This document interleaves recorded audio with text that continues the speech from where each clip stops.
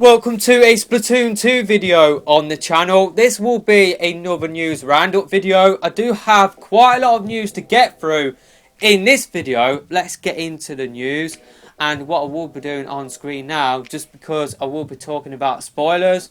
The spoiler is sort of in the title. I will be talking about a possible new sub-weapon. So what I will be doing on screen now is putting the times for when I do move on to the next topic. Just because I know some of you guys don't want to hear about the stuff that people have found in the files of the game. So that is why I thought I would notify you when I do move on to the next topic. But let's just get on with the first topic. And that is, some people have found files for a brand new sub-weapon in the game. It is an exploding drinks can, and you can shake the can for more explosions. That is pretty cool. I can't wait to see this sub-weapon. Hopefully this sub-weapon will be released in the game soon. Now last week I talked about how people have found files for Flounder Heights and Museum Alfonsino returning, but apparently that source isn't that reliable. But apparently more reliable sources have found files for Anchovy games in the game, so it looks like Anchovy games from the first game will be returning to Splatoon 2 soon.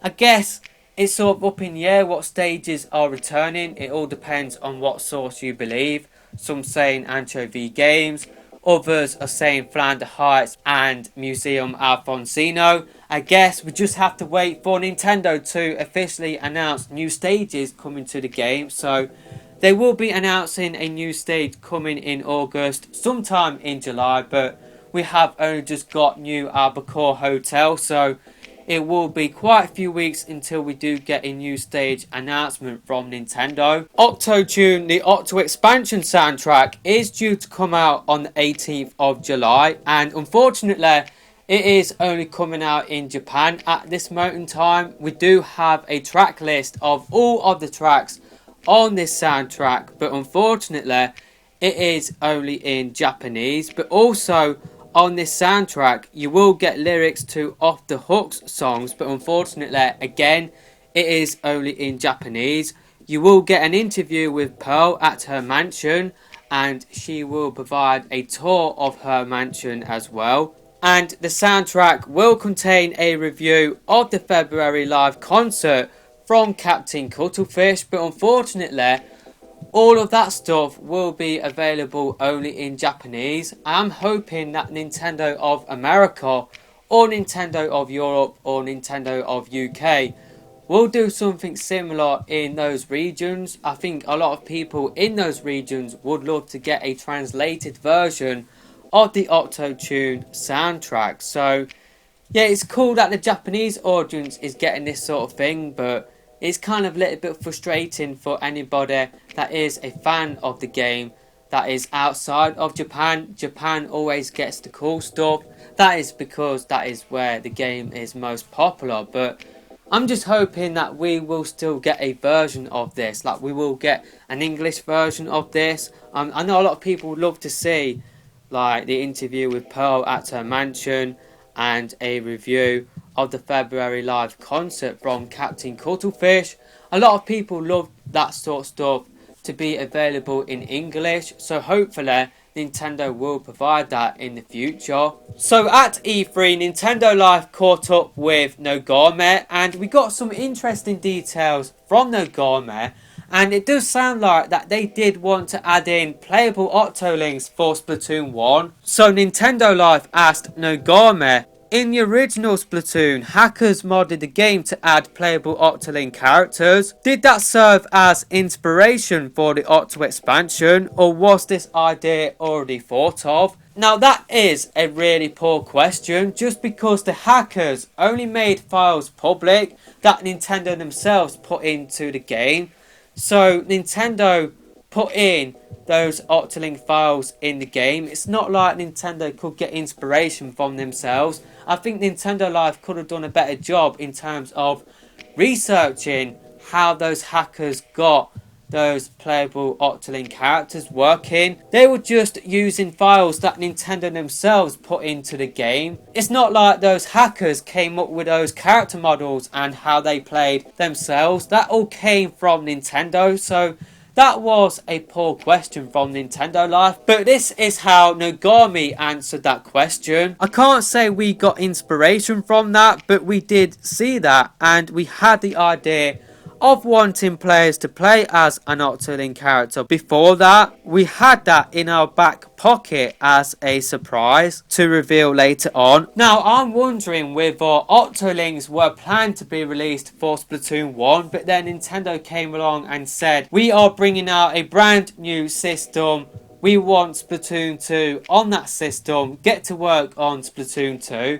And maybe that is why we didn't get playable Octolings in the first game, and that is why we got playable Octolings for the second game. That is just one theory that I'm sort of thinking about at this moment in time. Let me know your thoughts about that in the comment section below. Nogami gave an insight into the development process for updates. With this game, we have a lot of things we wanted to try that we knew we want to bring out after the game released while we were developing it. Some of those things were our ideas, and some were ideas from fans once the game did come out. We want to try and strike that right balance between what we are hoping to include in the game and what the fans are wanting. The speed at which we need to keep up with those demands from fans and things we want to include after the game has launched increase to a level greater than what it was when we were working on the original game. Having to repeat this cycle for each update means we have to have ideas for what we want to include a few months ahead of time, and then we will have to really put our heads down and work on everything. Then we have to release that content, watch it after it's released, and then begin that cycle again of, okay, what's the next idea?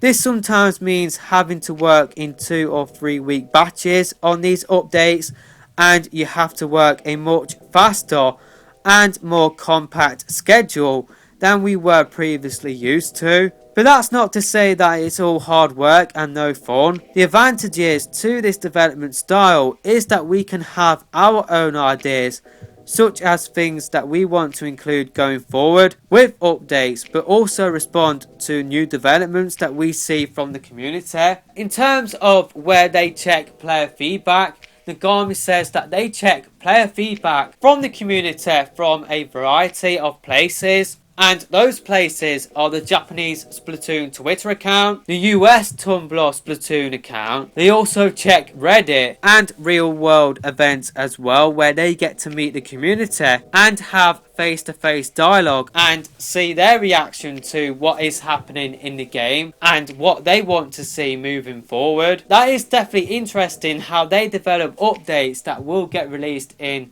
2 or 3 months time. So they will be developing updates right now that will probably come out around about October, November time. So that is definitely an interesting detail that we did get in this interview with Nogami from Nintendo Life. I will put a link to this interview in the description below. Play Asia are now selling a Splatoon 2 Octo Expansion Switch case, and yeah, it costs around about $20 plus shipping, but yeah, it does look really cool. Nintendo has filed some new trademarks for Splatoon. Those trademarks are for providing of entertainment, all manners of lending purposes, and the planning and holding of events. I'm guessing this means that we will get more merch. Maybe we could possibly see more Splatoon sort of stuff in other games as well. That would be really cool if that did happen. Maybe we will get more collaborations, kind of like what Nintendo have done with JAMSTEC and Sanrio. I think this means that we will be getting more events, kind of like where we see Off the Hook perform and the Squid Sisters as well. I think that is what this is referring to. And speaking of Sanrio, Nintendo did win an award from Sanrio for the best collaboration in terms of the collaboration that Splatoon did with Sanrio. And to celebrate the award, there will be new Splatoon 2 Sanrio merch that will be sold in Sanrio shops in early August. Unfortunately, this merch is only available in Japan, but you can download Splatoon 2 Sanrio PC and mobile wallpapers as well. Speaking of merch, new official merch is now available on the Japanese website. It is the King of Games website that does handle all of the official Splatoon merchandise. And yeah, these t-shirts, they are of the brand new Octoling t-shirts that did recently get added to the game, and they look really cool. But if you want to order any one of those shirts, they do ship internationally, but you have to get your order in before next week on the 10th of July. Then they will ship your order in September. So you only have about a week to get your orders in. They do ship internationally, but unfortunately, these t-shirts are really expensive. It works out for me to cost around about £40, £50 a t-shirt. That includes shipping as well. That is really expensive. So bear that in mind if you do want to buy any one of those t-shirts. But they look so flipping cool. I want like the wet floor t-shirt as well. They've got like official Splatoon 2 merchandise like on there as well. The wet floor t-shirt looks really cool. I want the black Octo t-shirt. I really want that one. I could easily drop around about £100-200 on that website. Apparently the quality of this merch is really good, but like what I said, it is really expensive. Let me know in the comment section below whether you will be picking up any one of those t-shirts. I'm hoping that Nintendo of UK will add those t-shirts to their online store, and it's about time that Nintendo of America did the same thing as well for you guys in America. That would be really cool. I don't really want to spend £40, £50 on a t-shirt, but they look so flipping cool. Seriously, they look so flipping fresh. I really want about 4 or 5 of those t-shirts on the website. I just hope that some of those t-shirts will be sold in the West.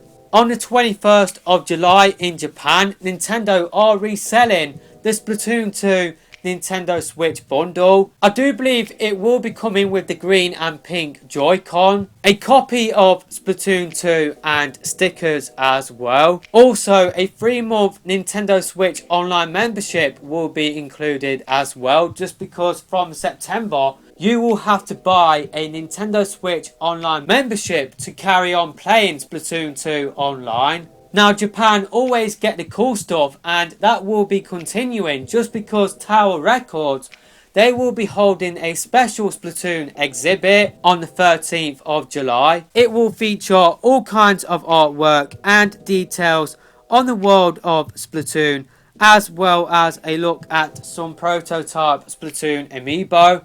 Also, they will be selling new merch as well. That would be really cool to go to. That is it for this news roundup, and yeah, I will see you in another video soon.